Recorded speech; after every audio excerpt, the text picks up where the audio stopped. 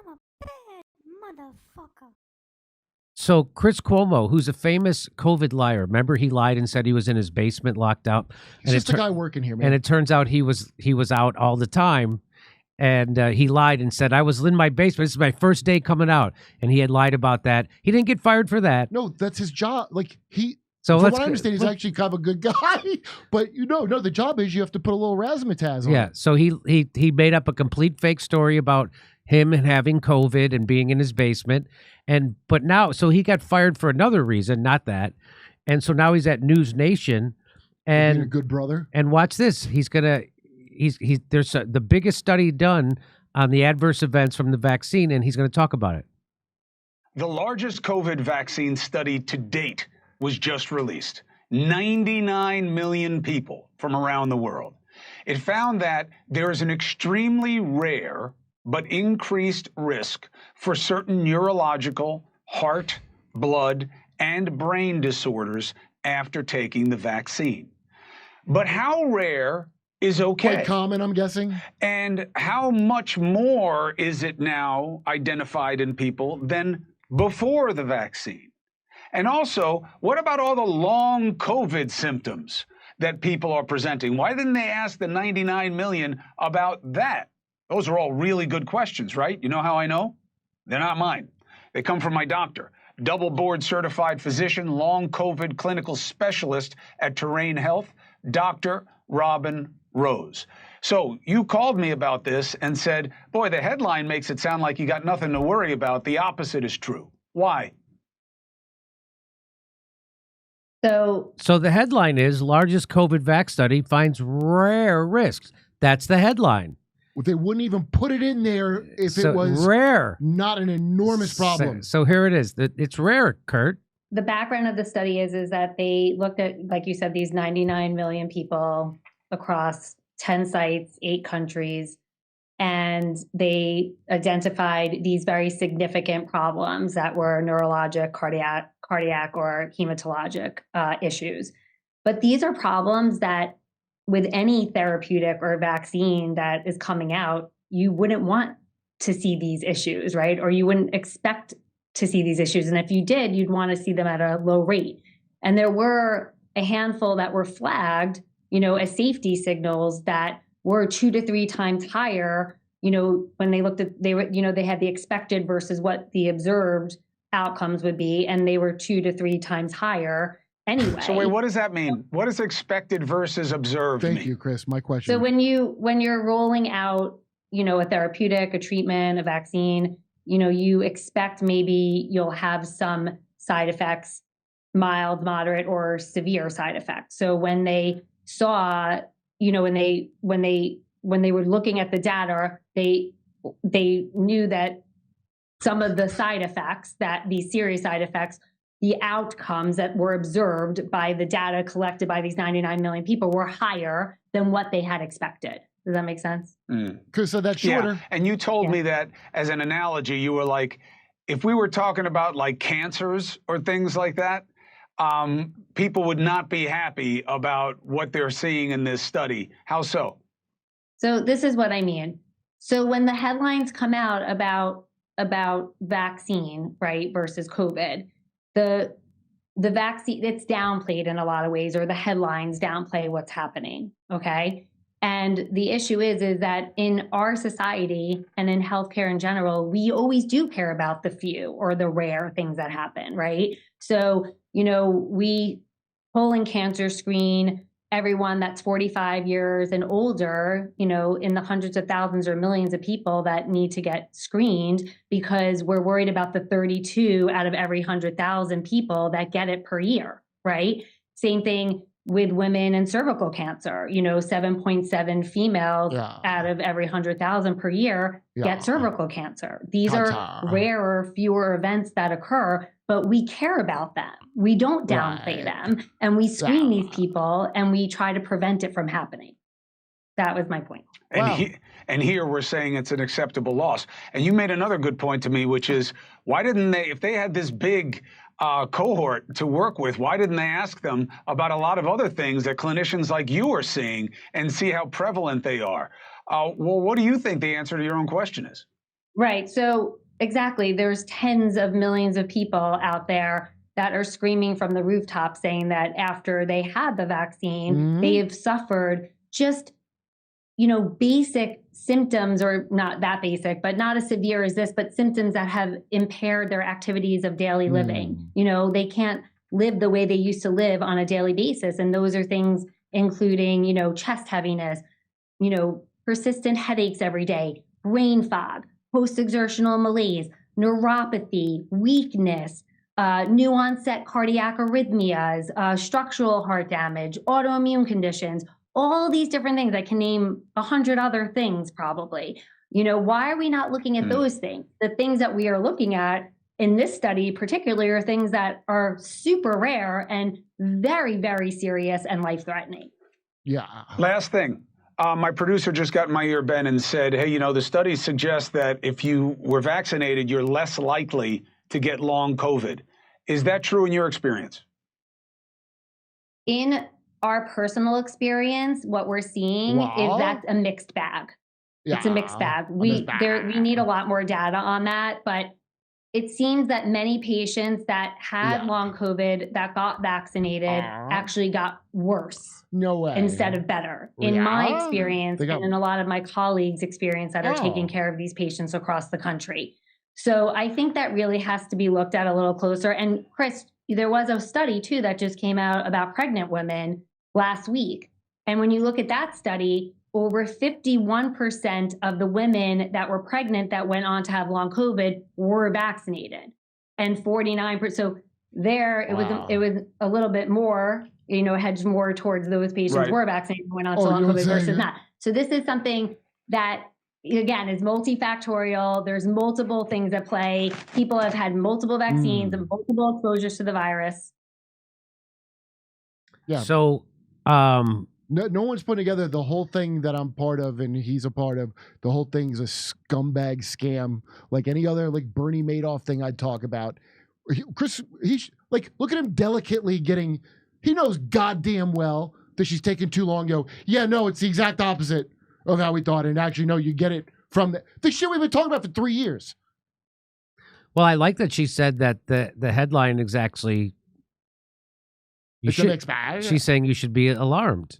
She's saying that no shit. Because those headlines are that, what was the headline was that it's just small increase, rare,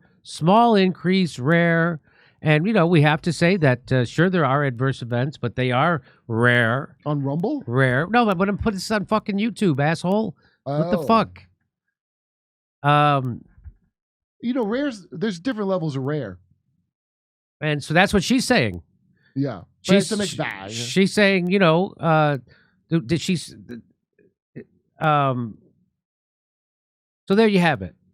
And so that's News Nation. Someone on Twitter is like, I can't believe this is on CNN. It's not. It's not on CNN. It's on News Nation.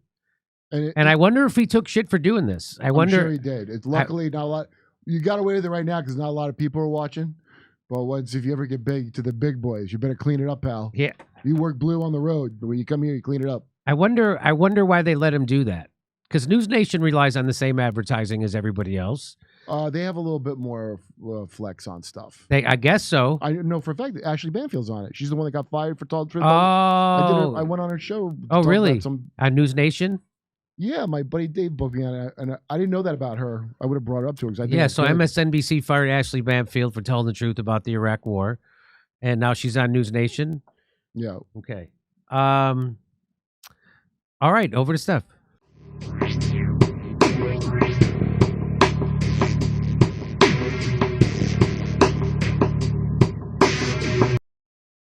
Things people love about you is they believe you tell it like it is. Says it like it is. He speaks the truth. It's about time we have a man like Trump in here. They ain't afraid to tell it like it is, man. We like him. He tells it like it is. He says what he means. I honestly believe he's telling the truth.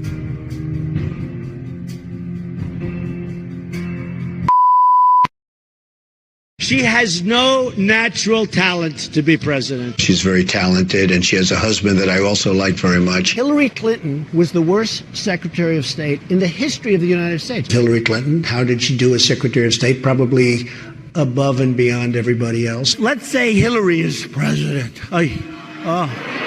Hillary Clinton, I think, is a terrific woman. I think she really works hard, and I think she does a good job, and I like her. I will build the wall, and Mexico's going to pay for it, and they'll be happy to pay for it. I'm not going to pay for that fucking wall. This guy used a filthy, disgusting word on television, and he should be ashamed of himself, and he should apologize, okay? Listen, you motherfuckers. I'm going to bomb the shit out of them. We'll beat the shit out of them. Political bullshit. You're not going to raise that fucking price, you understand? Donald, true or false, you've said the government should pay for everyone's health care? That's false. You've never said that. Everybody's got to be covered. Universal health care. I am going to take care of everybody. Who pays for it? The government's going to pay for it, but we're going to save so much money on the other side. He said I was in favor of Libya. I never discussed that subject. I was in favor of Libya. We would be so much better off if Gaddafi were in charge right now. Gaddafi in Libya is killing thousands of people. We should go in. We should stop this guy, which would be very easy and very quick. Stop him from doing it and save these lives. They're here illegally. You take them, they have to go back. We have to show some compassion. You're right, we just can't throw everybody out. They have so you're going to split up families. Chuck, you're going to deport children. Chuck, no. We're going to keep the families together. We have to keep the families together. But you're going to keep them together out. But they have to go. How do you throw somebody out that's lived in this country for 20 years?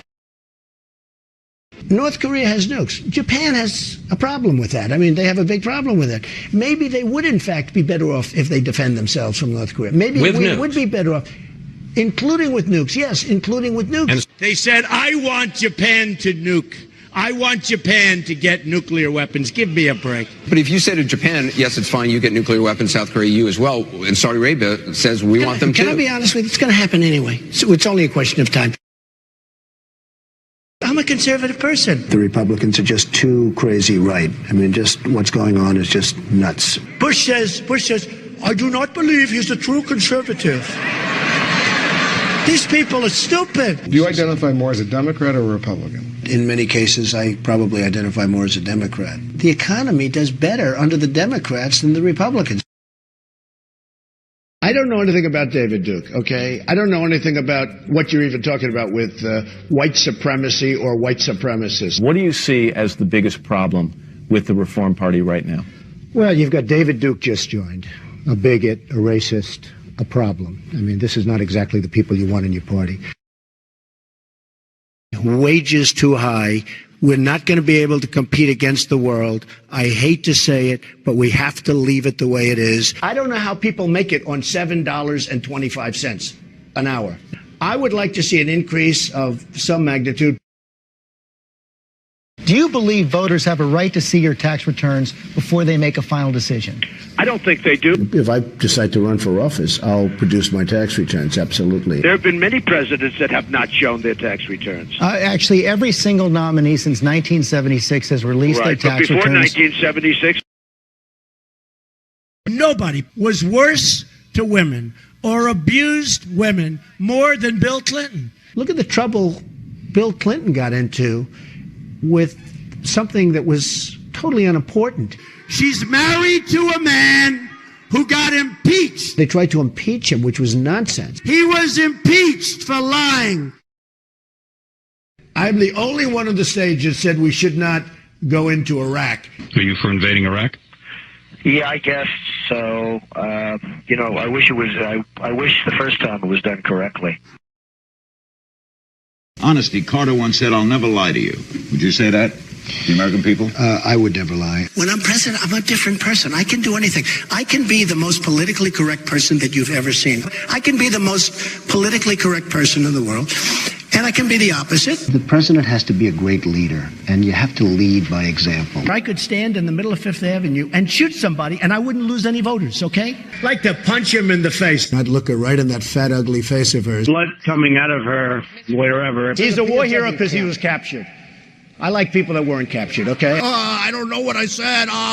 This guy will say anything. Certain that Donald Trump has ever read outside of his own is the book of Hitler's speeches he kept next to his bed in the 1990s, according to his ex-wife. His ex-wife, he was very pissed when she released that information, okay? Because at that time he was still liberal. He didn't want people to know it at that time. So somehow she fell down the stairs and cracked her head open, right? All right, so we're going to get into this, and I'm going to show you this, all right? 92-year-old C-SPAN caller said he met Trump's father, a fan of Hitler and dictators. During C-SPAN's Washington Journal call-in segment, Pete, who identified himself as a 92-year-old from West Palm Beach, Florida, said Trump's father, Fred Trump, visited his village and was a fan of Hitler and dictators. Pete implied Trump got his views of dictators from his father. Now, keep in mind that Donald Trump was a libtard his entire life. Children are often heavily influenced by the views of their parents. Trump's father and Trump were sued for racial discrimination in housing, and Fred was once arrested at a Ku Klux Klan rally for failing to disperse. The 1927 article reporting the arrest doesn't make it clear Fred Trump's status or association with the Klan. Don't his actual loyalties to the brewing years of World War II if they happen to live in the greater New York City region. New York and its suburbs in Long Island and New Jersey had a vibrant community of first and second generation German Americans, the latter having included Fred Trump Sr., a rising star in real estate and retailing. Also active in New York, New Jersey region was the German American Bund, or Amerika Deutscher Bund, an organization that supported Adolf Hitler's Nazi Party and the goals and aspirations of the new Germany. The Bund had been created in May 1933 on the orders of German Deputy Führer Rudolf Hess. The first Bund leader was German immigrant Heinrich Heinz Spacknobel, who initially called his group the Friends of New Germany. In fact, the Bund was nothing more than an overseas extension of the German Nazi Party, and it took its orders directly from Berlin. Outside of the town in Windham, on American soil no less, right? The height of the Bund's activities was a February 20, 1930 rally at New York City's Madison Square Garden. This is the rally that I'm talking about right here, okay? This is the rally that Enlightened Master is telling you that Donald Trump's father was in, okay? Sir Norman Vincent Peale was Donald Trump's 33rd degree Scottish Rite Freemason pastor. This is the seal of the 33rd degree. It's also the family crest of Donald J. Trump. Okay, Albert Pike, who is the most famous Scottish Rite Freemason of all time, was the head of the Knights of the Golden Order, who later changed their name to the Ku Klux Klan. I'm going to provide it. Okay. I'm not going to be nasty to people. I'm just going to provide the information. All right, that's what I'm going to do. The elder Trump was probably publicly.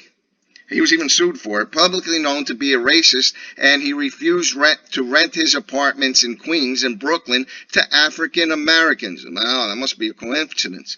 In 1927, there were few organizations for far-right extremists like Fred Trump to join. One was the KKK, which had its roots in the post-Civil War Reconstruction South. Another was Italian lender Benito Mussolini's overseas Fascisti, which was primarily composed of Italian immigrants to the United States. By the early 1930s, far-right wingers in the American North were fast to embrace the Nazis, and Kunz Bund was able to ready to answer the call and begin recruiting in its ranks. Fred Trump's FBI file, which includes the 1927 arrest at the KKK march, appears to be missing his pre-war and immediate post-war year activities. The file does not resume until the 1960s, when the FBI began monitoring the elder Trump's association with mafia syndicates in New York. Brother, remember I told you and I've showed you unequivocally that his brother had everything to do with the murder of and the torture of Nikola Tesla. In New York, old man Trump also suspiciously volunteered after dodging World War II draft to construct Navy barracks and garden apartments in at least 3 highly sensitive Navy ports in Chester, Pennsylvania, and Norfolk and Newport News, Virginia. Yeah, that's right. He was a draft dodger, to all you Trump dodgers out there. All three ports saw thousands of Americans and Canadian troops embarked for combat in North Africa and Europe. Some of these ships fell prey to German U-boats, which received intelligence on the Allied ship movements from Nazi agents in the very same port areas where old man Trump so generously bid on construction contracts with the Navy. Right here, with the Navy. Let me repeat his treason again, okay? All three ports saw thousands of American and Canadian troops embarked for combat in North Africa and Europe. Some of these troop ships fell prey to German U-boats. In other words, Americans got killed because of Donald Trump's father, which received intelligence on the Allied ship movements from Nazi agents in the very same port areas where old man Trump so generously bid on construction contracts with the Navy. I suppose old man Trump knows just how much racial hate he stirred up in the blood parts of the folks in New York State. He drawed that colored line that we fought in the last war, and we ain't got no home in this world anymore. Beach Haven ain't my home. I just can't pay the rent. My money's down the drain, and my soul is badly bent. Beach Haven looks like heaven where no black folks gone to roam. No, no, no, old man Trump. Beach Haven ain't my home. No.